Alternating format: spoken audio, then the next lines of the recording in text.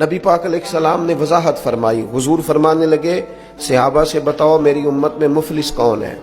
یا رسول اللہ صلی اللہ علیہ وسلم جس کے پاس پیسے نہ ہو وہ غریب ہے، مفلس ہے. تو حضور نے فرمایا میری امت میں تو مفلس وہ آدمی ہے جو قیامت کے دن پہاڑ کے برابر نیکیاں لے کے آئے گا، نماز، روزہ، حج، زکوٰۃ، صدقات. لیکن کریم فرماتے ہیں کسی کا اس نے دل توڑا ہوگا، کسی کو گالی دی ہوگی، کسی کو برا کہا ہوگا، نتیجہ یہ نکلے گا کہ اللہ تعالیٰ وہ ساری نیکیاں ان لوگوں کو دے دے گا جن کو تکلیفیں دیتا رہا. پھر بھی اس کے ذمے حقوق بچیں گے تو اب جن کو تکلیف دی تھی ان کی گناہ اس کے ذمے ڈال کے پہاڑ کے برابر نیکیاں لے کے آنے والا آدمی بھی دوزخ میں چلا جائے گا.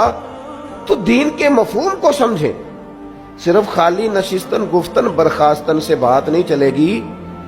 دوسروں کی بہت فکر کرنے والے تھوڑی تھوڑی اپنی فکر کریں، دوسروں کو بہت نصیحت کرنے والے تھوڑی تھوڑی اپنے آپ کو نصیحت کریں، دوسروں کو بہت سمجھانے والے تھوڑا تھوڑا سمجھنا شروع کریں، دوسروں کو بہت قائل کرنے والے تھوڑا خود قائل ہونا سیکھیں، دوسروں پر بہت الزام لگانے والے تھوڑا اپنے آپ کو کٹہرے میں کھڑا کریں، دوسروں سے بہت حساب مانگنے والے اپنا حساب کریں، اپنے آپ سے سوال کریں، کبھی اپنے ضمیر کی عدالت خود لگائیں.